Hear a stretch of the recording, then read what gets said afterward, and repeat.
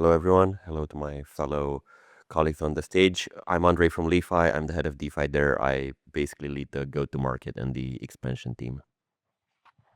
I'm Jan from Circuit. I'm a co-founder and technical lead. We are a DeFi protocol, and we had a zero knowledge rollup. I'm Sinkas from Arbitrum DAO OpCo. It's an operational company on Arbitrum, and we represent the Arbitrum DAO. Arbitrum is a layer 2 built on Ethereum, and we're going to talk about it in a few. Hi, my name is Chris, and I'm from L2bit. And L2bit is a community watchdog that oversees Ethereum L2 space. Thank you, guys. I kind of want to kick it off with the question. Why do you think are most new applications choosing L2 today instead of L1s? Do they? You go first. I think they do, and cost. I think cost is still cheaper on L2s. Which L2? That's a harder question. I don't know necessarily why someone's picking Arbitrum over Base or vice versa. But yeah, I think cost still. It's a short answer, but I think it's accurate. Yeah, I'm just going to add speed as well, but mostly cost and speed, I'd say. So I would say that there are various reasons why one would like to choose L2, and I agree. Like, I'm not sure if today, like a year ago, that would be true that they usually do choose L2s. However, today it's not such an obvious question. There needs to be something that L2 offers that makes it better choice for a protocol than L1. However, this is the unique feature of L2s, that they can actually have those differentiating features from L1. So one of these differentiating feature, it could be like, for example, Arbitrum has this different ordering mechanism, which is called time boost. Like, if this is something that you can utilize, you can make use of it. Another thing is that L2s are much more predictable in terms of predictable in terms of spikes. I don't know how many of you remember CryptoKitties, but this is the PTSD that still lives with us, and the same with DeFi Summer. Like, these are like two things that still haunt us to this day, even though L1 matured significantly from these days. But during CryptoKitties craze, Ethereum was unusable. During DeFi Summer, I remember paying $100 for transaction. And while one could argue that today we live in a different place, like the basic promise of L2s is that this is not going to happen on our end. And also, something that L2s can implement, again, Arbitrum has this mechanism that significantly balances out any spikes. So even if there is a huge spike in activity on Arbitrum, the cost of transaction is not going to spike as well. It will be balanced out to be more predictable. And so these are the features that make it, or like the another, sorry for using Arbitrum as an example all the time, but another example is like Arbitrum is offering this, remind me, stylus, Arbitrum stylus, which is a multi-VM technology that allows you to write smart contracts in Rust, for example, that will run on Arbitrum in the same environment that traditional smart contracts wrote in Solidity, for example, work. So these are those unique advantages, unique features that L2 can offer that makes it a better place to host your app. Another example, to not use just Arbitrum as an example, like ZK Sync Previdium.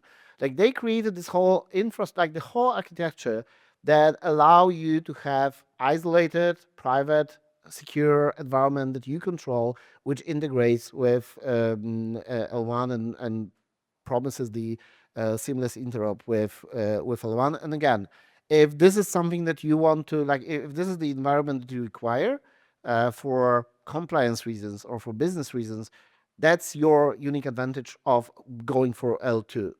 So yeah, like I would say that when originally the premise was cost and speed, I would say that today, and even if you look into recent Vitalik's comments, posts, and even the Ethereum Foundation vision for how L1 and L2 should cooperate, it was published like a month or 2 months ago, they directly say that the future that we foresee for L2 ecosystem is that it needs to provide differentiation from L1. It cannot be just Ethereum but cheaper, or Ethereum but faster, or Ethereum but something, because Ethereum is fast, Ethereum is cheap, and it will only get better.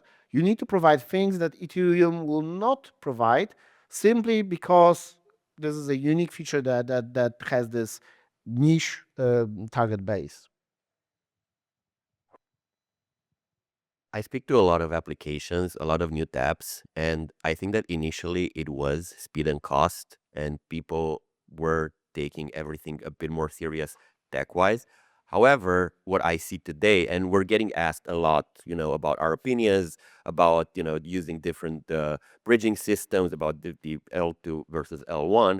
However, I think that many applications, unfortunately, or that's just how economics work, are incentivized more to deploy on L2s because of bigger treasuries, and because they want to get more traction, and because L1s have stopped giving grants, or such big grants, for their deployments. And this kind of takes me to the conclusion that incentives are aligned or not really aligned for the end user.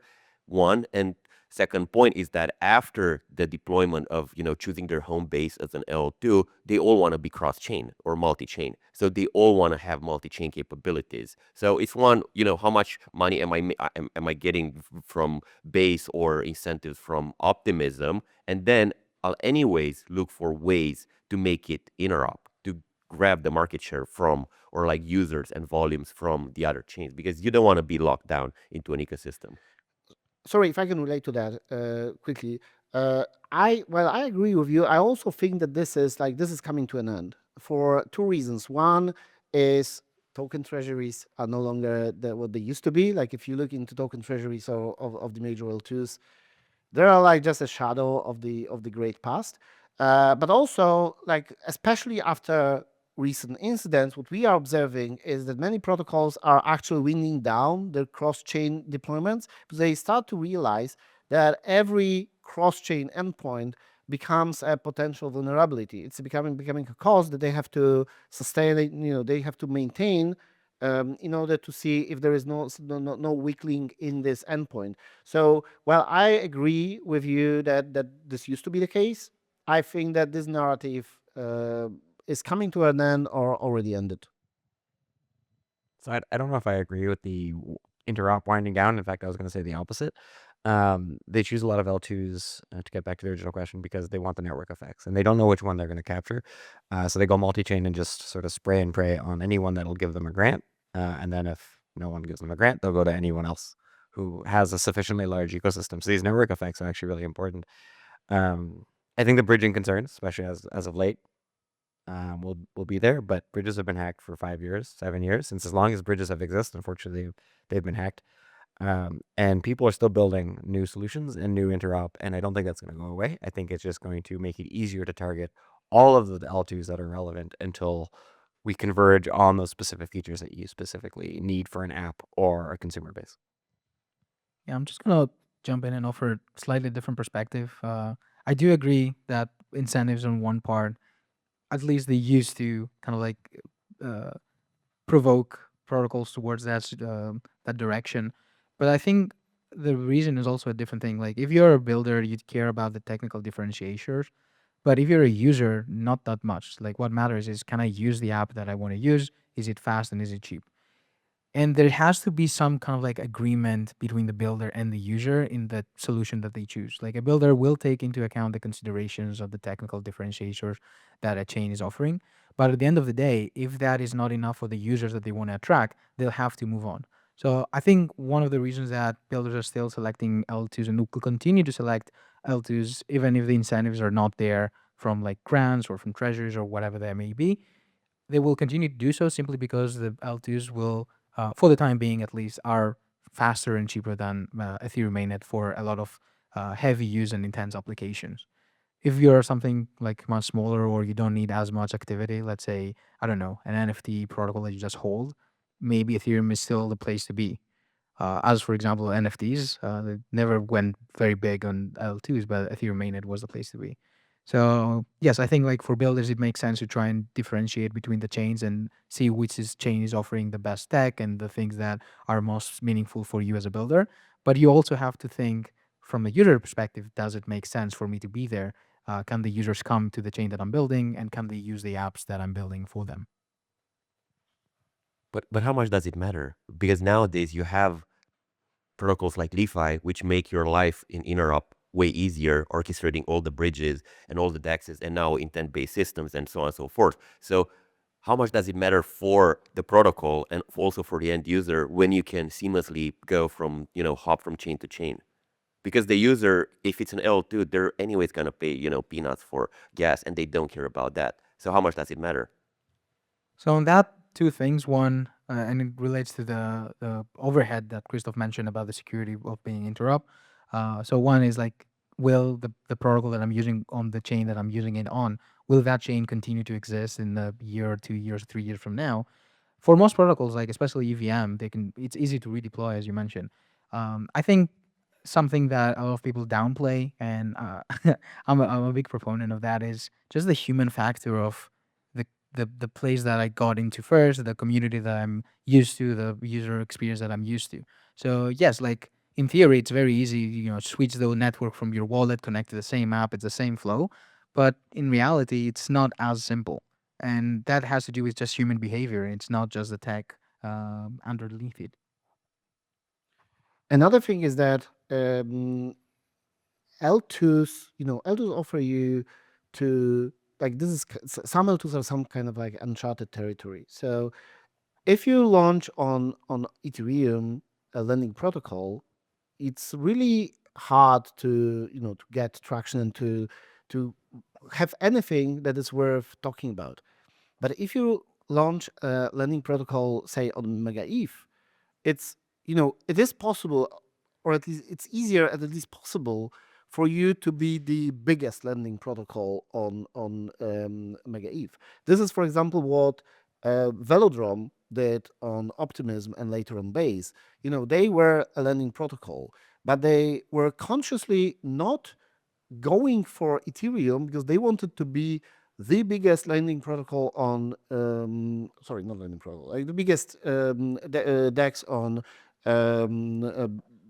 Optimism, and then the default DEX for Base, and that was their unique advantage and unique value prop, and they were kind of successful in doing that. So that's one thing. And another, as Sinkas mentioned, like those chains have their own communities. Like if you are building on Arbitrum, and if you do something significant on Arbitrum, you have a chance of being actually, when they organize those open houses and hacker spaces, you have a possibility of being actually featured, on so that somebody builds on top of you, because then they can, be in the Arbitrum hackathon, which is not the case if you are building on Ethereum. Ethereum doesn't have those, those opportunities as much as they used to. So yeah, there are like certain advantages of going for a different specific niche, even if it's possible technically using LeFi to be everywhere. Then why do you think it's so complicated for a startup or like a new protocol to like choose which chain to go on? If you keep talking about like how easy it is, the tech and like the community and the incentives and so on. But I'm asking you this because like a lot of founders that I'm meeting all the time, they're all struggling to figure out like where to go. And then they decide on a chain and then they have to switch again because of like whatever happened, or because they're not getting supported, or because they don't feel like it's really, the technology is not really where it needs to be, or et cetera, or like it's not fit for their community. Like, why do you think it's so complicated?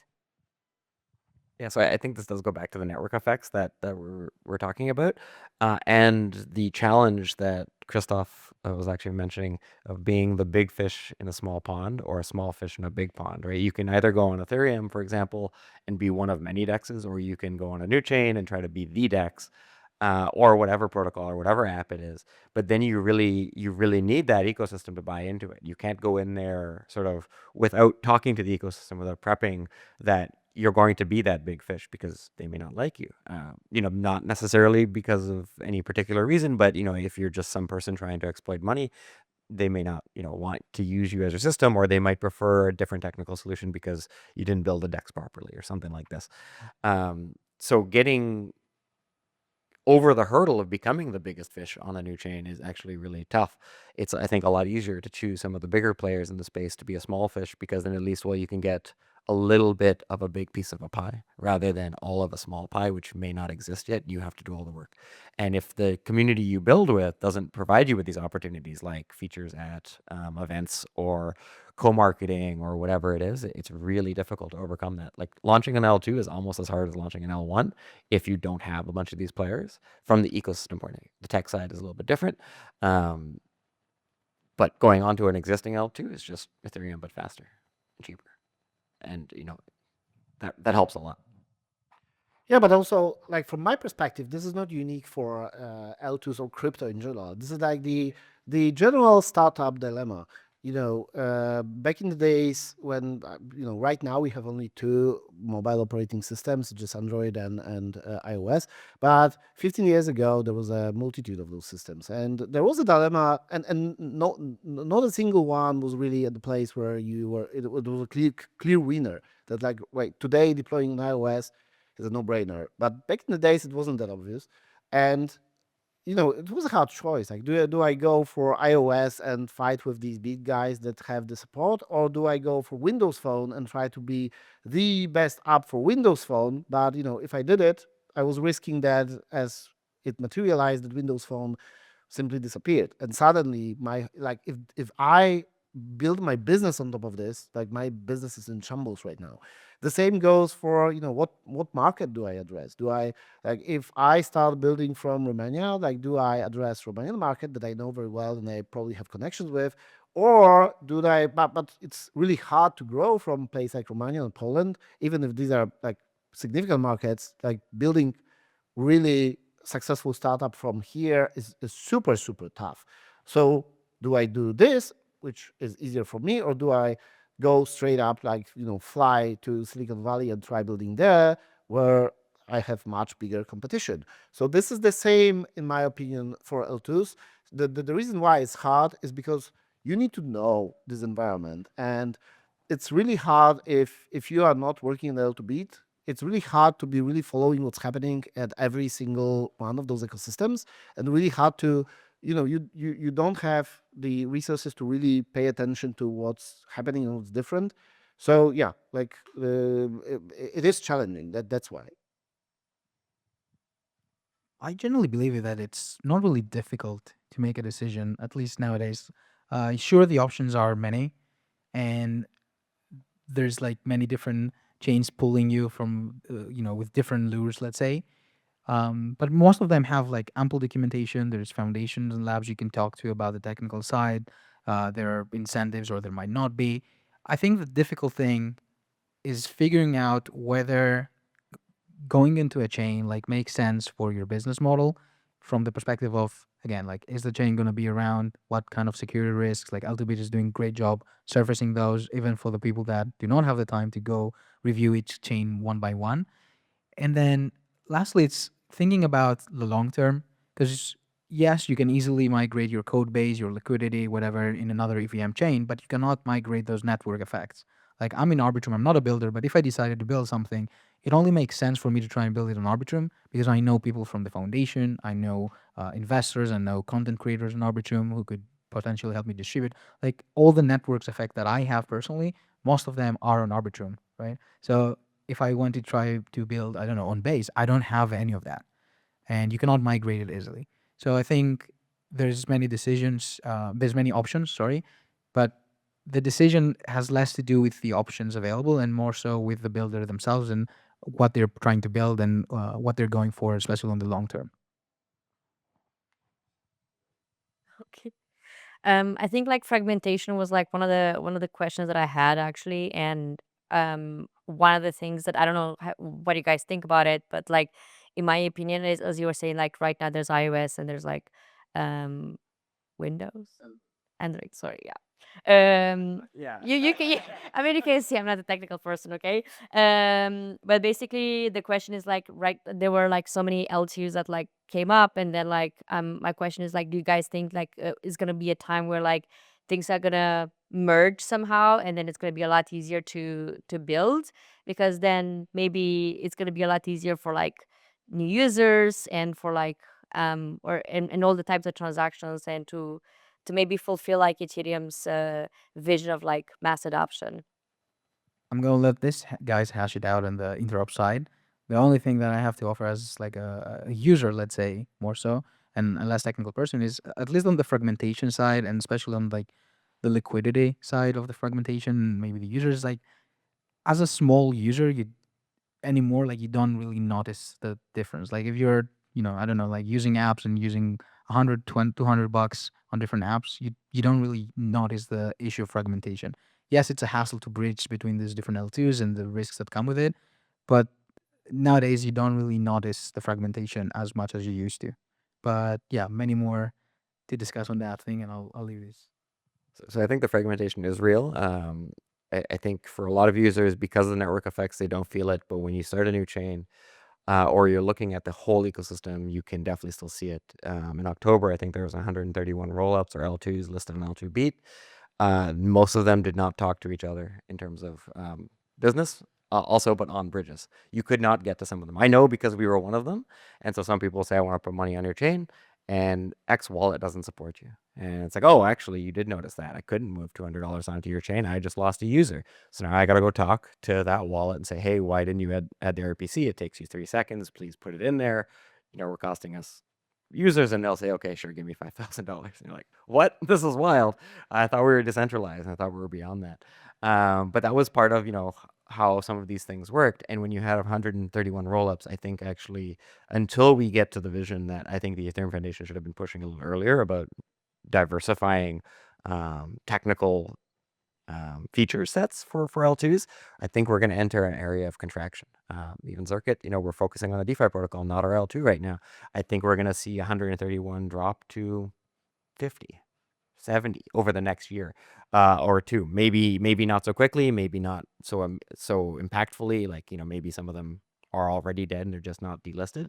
But I think you will start to see some contraction in the space until feature sets become useful and diverse. Maybe not so quickly, but 131 doesn't seem necessary right now for Ethereum, especially because Ethereum did get cheaper and faster relative to CryptoKitty days. But in 10 years, maybe we'll be back to 131 and they'll all be useful. But do you know why there are 130? Why do you think there are 130? I mean, people wanted to build out their own solutions. People No. wanted to raise cheap money, Also that, building yeah. shitty solutions. So incentives are not aligned with the end user, because the end user don't need 130 rollups. They need 2 or 3, maybe.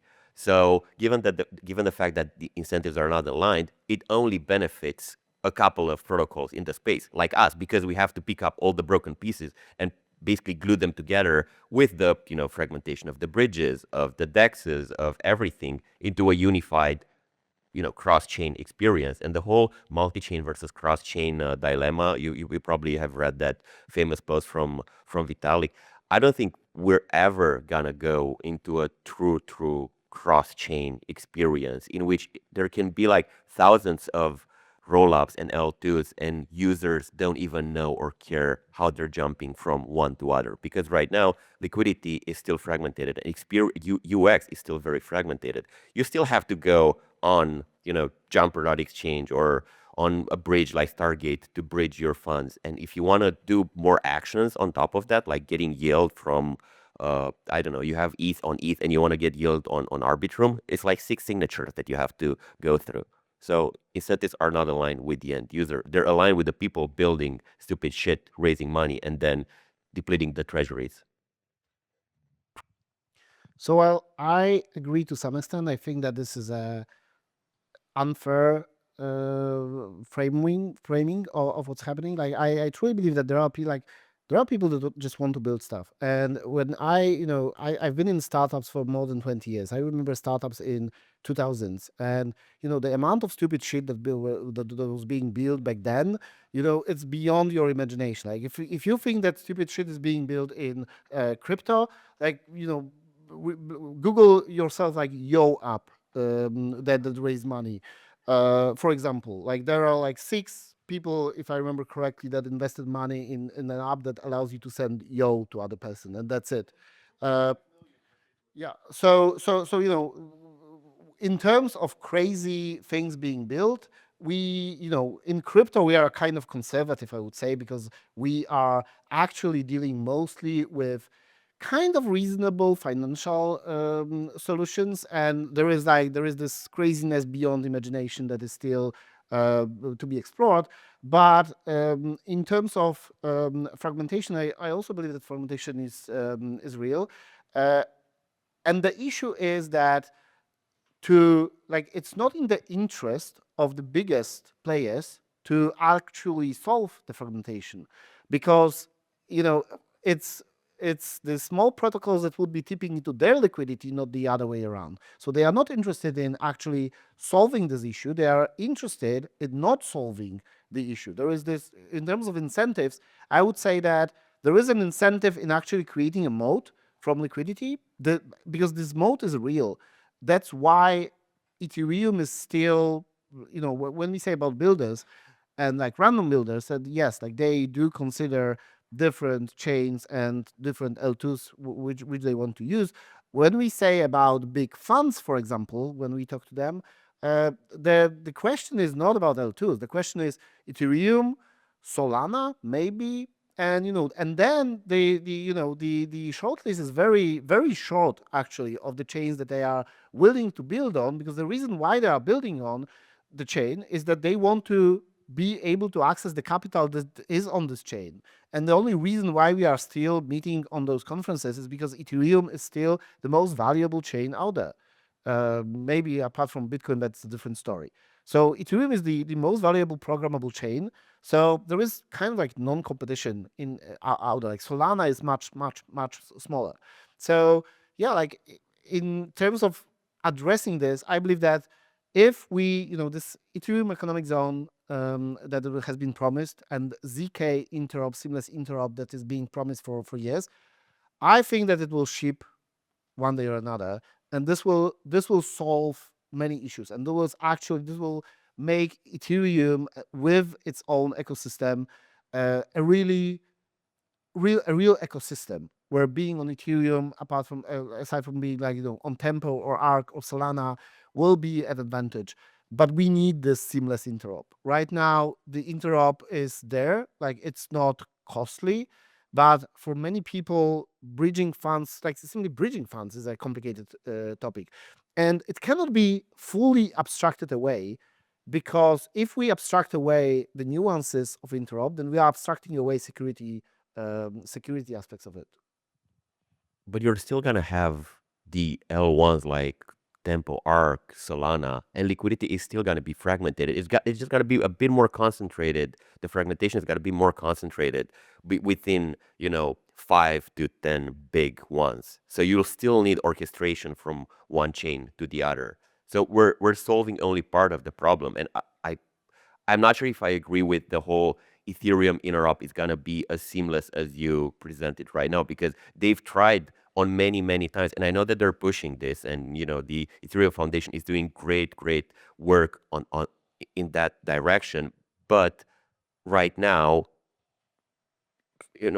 I'll give you an example. We work with Off-Chain Labs, and we powered the Arbitrum page on the bridging side. It took them years to put external bridges and realize that the native bridging that Ethereum is offering us is absolutely great, is the safest one. However, our users are asking for something a bit different, which is faster, cheaper transactions. But that's actually something that I was strongly opposing back then, and I think that like today I have my glory days when yes, like for example, the bridge, the off-chain like Arbitrum bridge that you mentioned, if I remember correctly, it shows 3 bridges, and one is called the cheapest. The second one is called the fastest, and the actual one that everybody should be using is called secured by Ethereum, which is, if I'm a user, like, do I want to choose fastest, cheapest, or secured by Ethereum? Of course, I'm going for fastest and cheapest. But the issue with this fastest and cheapest is that they're really not good bridges. If I remember, one of them is Relay, which basically is a new way that you send money to and you expect it to send money somewhere else. And the issue with that approach is that, if this is not a really a real bridge, or it's not a secure bridge, and at some point, I think that regulators will come in and they will see, okay, how does this differ from Western Union? Like, really, these guys are doing exactly the same, but we are keeping them to these standards and Western Union to these standards. How about we extend Western Union standards to the relay bridge? And suddenly we can end up in a world where the only bridge that we will be able to use is Western Union, because they will be the only ones who will be able to adapt to regulatory requirements, and any really good technical solutions that are being built right now will be out of business by the time, because they weren't fastest and they weren't cheapest. So the issue with this thing that you say, that the only thing that users care are cost and speed. Like, tell me if really RSETH users care only about cost and speed. Like, are they really happy that the hackers were able to extract all their money in 47 minutes and it was all gone poof? Like, are they happy with the fact that this was the cheapest solution out there? Yeah, of course not. And on the relay point, I agree. They took a lot of compliance risk, and that's how they grew to what they are today. Is basically just two EOAs on two different chains, then them rebalancing with other DAX aggregators is something which is well known.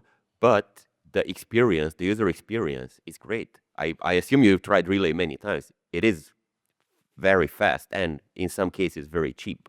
But my point is that we shouldn't be promoting them. Really, like, I agree this is fast and cheap.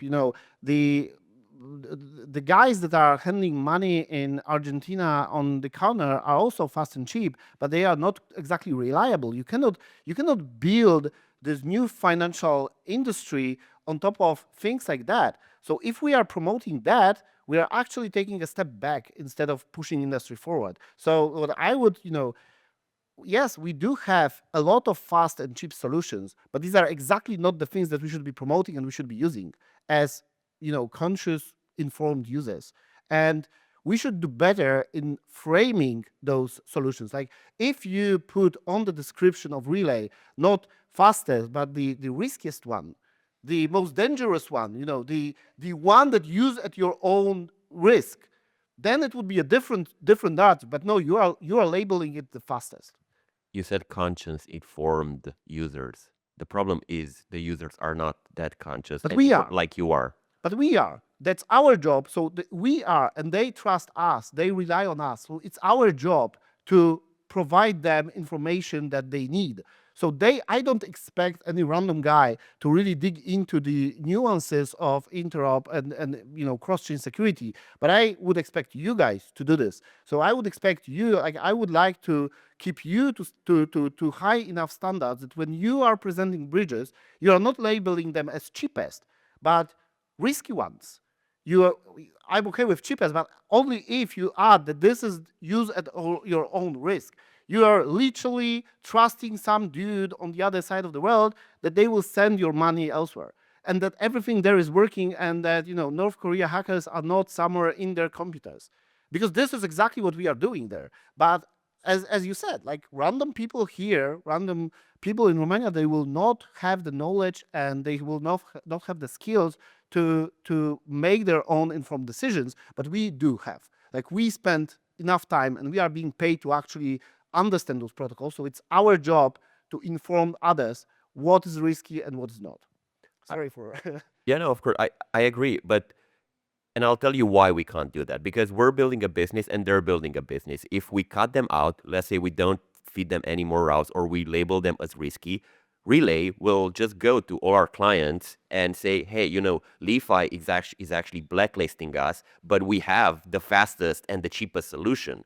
Okay, sure, it's centralized or semi-centralized. It's two EOAs and us rebalancing manually, every few hours. But do the clients care? In most cases, they don't. And then they're gonna start undercutting a solution like Lefi, in which we try or we strive as much as possible to not pick winners here.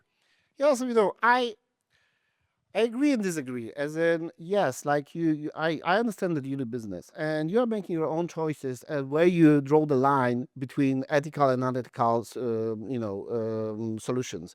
And I don't expect you to blacklist them. That there is no reason for blacklisting them. But I expect you to provide information to the customers so they can make informed decisions and not just promoting them because they are paying or they are good customer. I understand, I'm running a business as well, so I understand that it's tricky, but after all, it's our responsibility. For some reason, if there is like some obvious scammer and would come to you, you would not, like, if I created a rug bridge tomorrow, and I would say, hey, let's see how big of a honeypot we can make, in 3 months. And I came to you and said, hey guys, like, we are not only the cheapest, we are actually paying people to bridge using our solution. We will be not only the cheapest, the most affordable, and we will be sending money right away, like before even you can think about it. So we are the fastest. But you would not list me if I was called, the Kim Jong-un bridge. So yeah, like we cut the line somewhere, we draw the line somewhere, and it's our responsibility ultimately to do this properly, because we can like, we are literally deciding on the future of this industry. But I love the conversation. But I want to ask you guys as well, what kind of like projects, like protocols, would you like to see being built more on well L2? I know you're more technical. I know you're from the DAO side, so I would like to hear a perspective as well. Yeah, I would say we are at a point where I feel like all the protocols being built in the ecosystem at large, they're kind of like recycling the same concepts and the same audience. I feel like, sure, we've grown compared to the past years, but at the same time, we're kind of like stagnating in the sense that there's no real innovation happening in the space.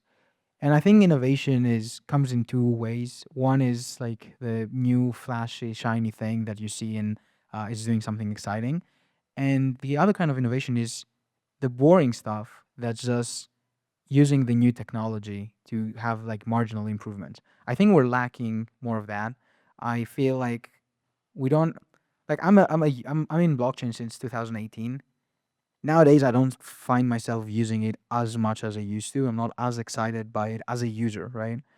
And the reason for that is because there's not a lot of things for me to do, like actively do. If you're not trying to farm protocols, if you're not trying to trade, if you're not trying to do financial stuff, maybe there's a few games, there's a few like gamified concepts, some casinos, but it's all like the same thing. I want to be able to use apps that are using blockchain as the tech, that have a real use for blockchain, right? Not just packaging it because it's a new thing. Um, that actually have a use for, that I want to log in or use or actually solve a problem or offer me a solution that I need. Do you foresee more like consumer apps coming up, or not yet? I think we're like slowly starting to see more of them. Prediction markets were one thing, but again, like gamified financial concepts. I think we're still trying to figure it out, both as an industry, but also as like users. Like, what does make sense to have on blockchain but not be financial? I think we're not there yet, and it's gonna take some time because the incentives don't really align that clearly. But at one point, yes. Like, otherwise, is it just gonna be? Maybe the answer is just the blockchain tech is just financial rails, right? And that's it. And maybe that's not a bad thing, but at one point we need to be able to understand where it's at, and if we do not experiment with it beyond that scope, then we're not gonna have an answer.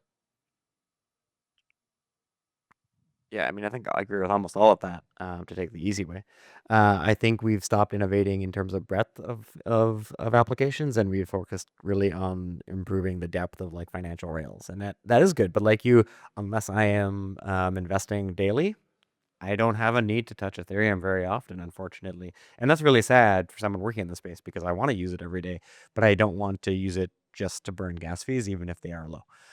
So it would be great to see some apps that do use blockchain under the hood. Ideally, you don't even know you're using a blockchain. Maybe gas is sponsored if it's a game or something like this, and you can still have a nice source of truth. But I think the next way we can move out of just finances is to leverage zero knowledge technology to put something like decentralized identities or age verification, or a lot of this tech that we built up in large part to scale the ecosystem to other places, because now you can take a lot of this off-chain stuff and use Ethereum or another chain as a single source of truth using these very concise proofs. And I think that's underutilized. It's a very boring tech in the sense that most users also aren't going to use that every day. You're not going to log in and create a new zero knowledge proof of your ID. But I think it is something that does have a lot of potential where you can leverage this decentralized source of trust. Well, one of the questions that I'm getting very often is like, "What do you work in crypto?" Or if you work in crypto, I'm like, "Yeah, I'm at this event, so I guess I work in crypto." And the second question, or like most asked question, is, "So do you farm? Do you trade?"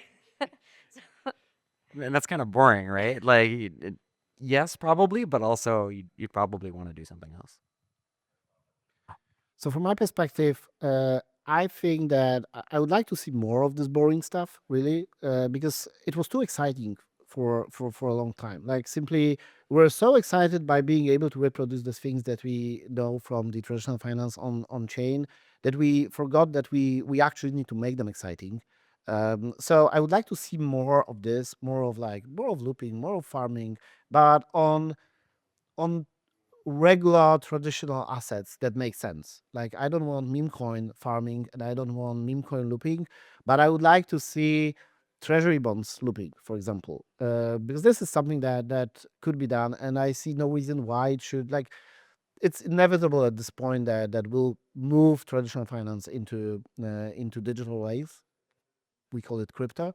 So I want to see more of that because we don't see enough yet. We are just getting started. But on top of that, like I would love to see more games, but not blockchain games. I would like to see games that I've been playing long time ago, farming stupid, resources and getting points in order to trade for something else, but actually utilizing this interconnected economy that I could, build that I could build my game on top of something else. I think that there is a huge potential out there. And again, as our technology is getting more and more boring and simply, transparent, that I believe that finally, people in gaming can start building on top of it because they will not be building on crypto. They will be just, building games, and they will not be blamed for building crypto games. So this is one, of course, identity. Like I would love to see any advancements in identity solutions, especially that the current like in my opinion, we are on the verge of bankruptcy of the of current identity and KYC systems. They are so stupid and so exploitable that we will need to figure it out, especially in the AI economy and AI age. So I would expect a lot of innovation coming soon, but at the same time, simply those things need to get boring. I'm not even gonna ask anything about like mass adoption because I think that's a whole like new discussion for another hour. But I want to see if there's any questions from the audience regarding L2s or anything of like this gentleman here have expertise on.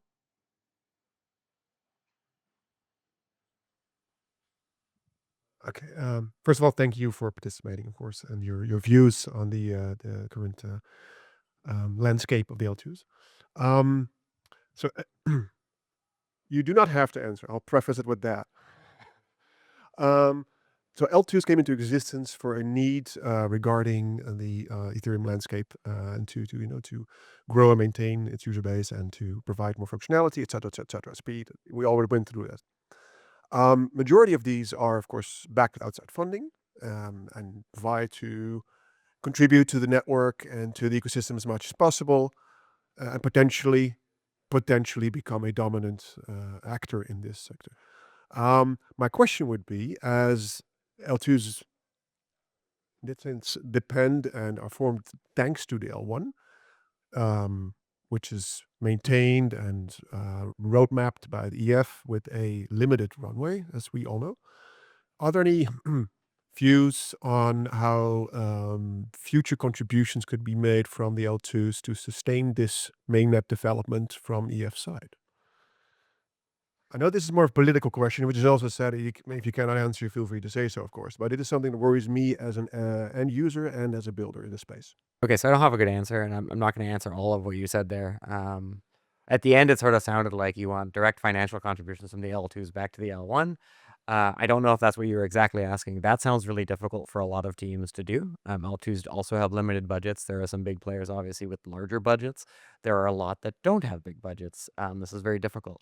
I would like to take the time, though, to point out that a lot of the L2 work has been recycled or repurposed or re-innovated back into the L1. I don't think the Lean Proofs initiative from Ethereum would be nearly as far ahead if we didn't have a zero-knowledge rollup or 6 or 12 or whatever, advancing the zero-knowledge proof systems that we had today. I think that roadmap would be 5 or 10 more years away if it was just the Ethereum Foundation. Not because of any incompetence there, but because there were dozens of zero-knowledge rollup teams all trying and failing to do certain things, and these types of innovations can still be cycling back down into the L1. Similarly, if Arbitrum decides to pick up an RIP that's really cool because it reprices gas or adds some new feature type or transaction type or something, Ethereum can watch that success and be like, actually, look, everyone seems to like it on Arbitrum. We can take that innovation and push it back into the L1. And I bet you're going to see some stuff like this for post quantum as well, where you'll see L2s try it first because there's a little bit less on the line if they get it wrong, and then Ethereum say, oh, actually you did it well, or that didn't work, let's learn from these lessons, and that will expand the EF's ability to innovate at their own pace. I can only agree. And, there are initiatives like Protocol Guild, and Ethereum Foundation is trying to figure out like how to provide sustainable funding, but it's a tough challenge in my opinion. As L2, like I wouldn't expect L2s to just voluntarily fund L1 development. We need to figure out different mechanisms. Yeah, more or less I agree. So I don't have much to add. Yeah, yeah. I have a question. How often L2s considering to run their own stable coins to actually work with institutional clients? I know you have infrastructure and you provide for institutional clients, but how about your own token as a stable coin? Yeah, I think that's a good question. Especially like nowadays, I feel like there's this run for stablecoins in general because it makes sense for a lot of people as a business model. But at the same time, it's a very difficult business. You have to have a broad distribution. You're going up against folks like Circle and USDT, who are very well established and have like market dominance. And it's kind of like a different playing field altogether.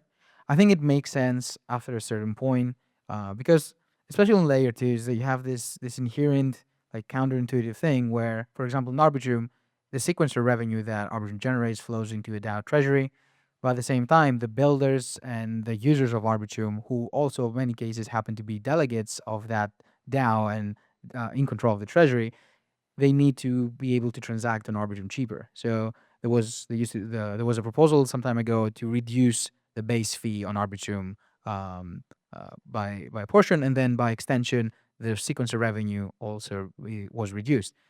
So basically, the chain revenue starts going down the cheaper you make the chain, obviously. So there's a little twos. If you have significant traction, a lot of users, a lot of liquidity, it might make sense to create your own stablecoin because that could be another business line that could create tremendous revenue opportunities and also make you rely less on your sequencer revenue. I think it does make sense, and I think we're gonna see more teams going into that direction.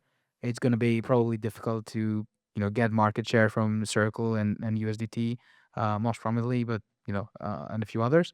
But I think depending on the size, let's say, of the L2, I think there is a market for it. If you're a small L2, it's gonna be very hard for you to bootstrap your own stablecoin because you have a few blockers. First of all, Circle has a whole business unit that is gonna try to convince you that that's a bad idea, and they're gonna try to sell you to use USDC. But let's say that you don't care about that. It's hard if you're a small chain or a new roll up because you need a lot of money to bootstrap a stable coin. Because first of all, and I have chains which are coming to us and they're trying to do this, but you need to answer a few questions. Is that going to be the gas token? If it's not going to be the gas token, you're going to have a separate gas token, so it's going to be even more expensive. And thereafter, how are you going to provide the liquidity from the other chains? And for us, we're like, there's a solution, but it's not going to be cheap. The solution is that you're going to have to give a credit line to solvers to basically solve and have interop towards your chain, because you could use like a native bridge, fine, and then use and then swap on the destination chain, but it's gonna be a pain. So and this kind of derails a bit to what we were talking. It doesn't make sense because incentives are not aligned, and because you're gonna promote or push forward more centralized solutions. One question. What is your opinion on the rollup versus ZK L2s? Like we mentioned the native bridges and the rollup. You will have I think 2 weeks period or security, something like that. With ZK rollups, you will have like a more security. ZK rollups seem to be at least on some high technical level should be easier to interrupt between themselves. Why do we see so many more rollup L2s rather than ZK? More like optimistic rollups L2s. There's still a technical lift in building out the ZK, and there's also operational costs when you do that. And people don't know which ZK proof systems they want to be using. This has converged quite a bit with some ZK VMs that have become really popular, but certainly like 3 years ago, there were a lot more diversity. I think we're going to see it. I think still the end game for every rollup out there will be ZK over optimistic. I don't know that for a fact, but I have a suspicion that the interop will start to outweigh some of the other downsides of not adopting ZK. So I think it'll all just happen. But people want to trust the systems. A lot of the ZK systems are new. They're very complex. There's probably a bug in one or all of them because it's a very complicated piece of software.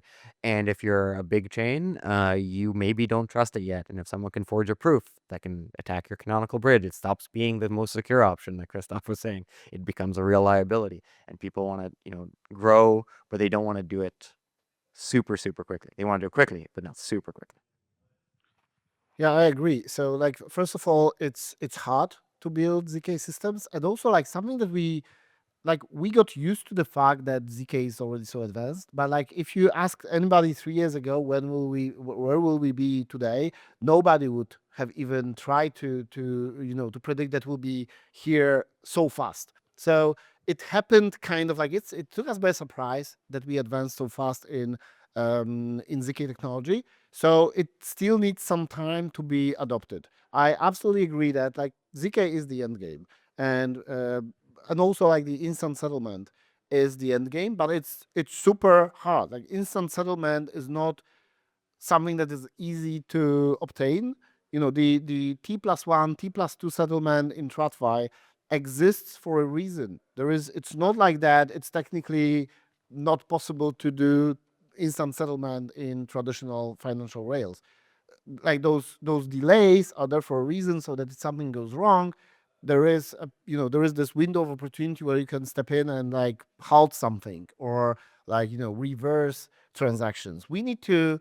So the technology is not enough. We need to figure out like how to solve those operational issues as well, and mostly like the ZK benefits show up at scale.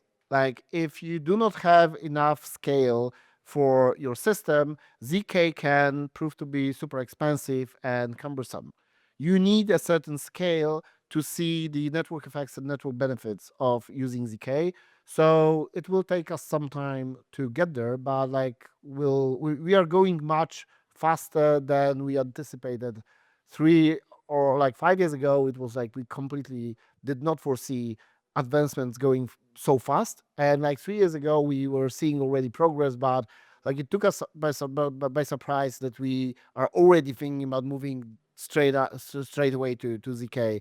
We weren't thinking about it 2 years ago, so it just needs to take some time.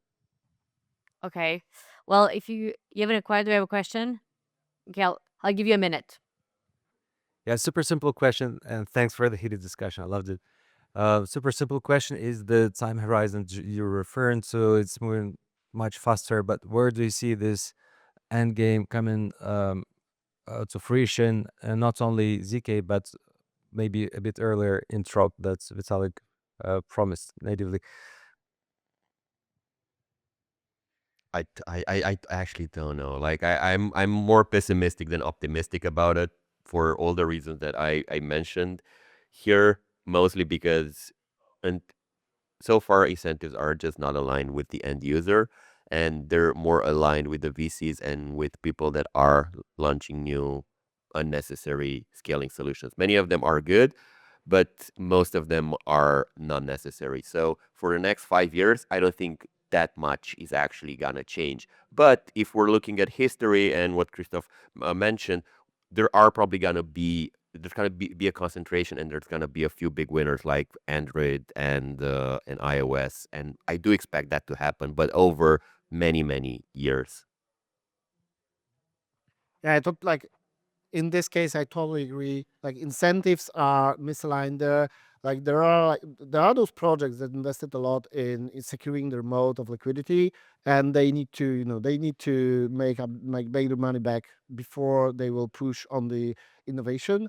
And also, like it would be crazy to really give predictions. Like I think that your 5-year timeline, if I remember where were we 5 years ago, then it seems that we should be able to advance in 5 years to be there already. But so anything between 1 and 5 years would be my prediction. But anything more precise is like crazy to give prediction. I mean, I think like they'd be more than happy to continue the conversation like at lunch right now. So I want to ask you to like give me a round of applause and thank you for being with us today, and answering all these questions from the audience.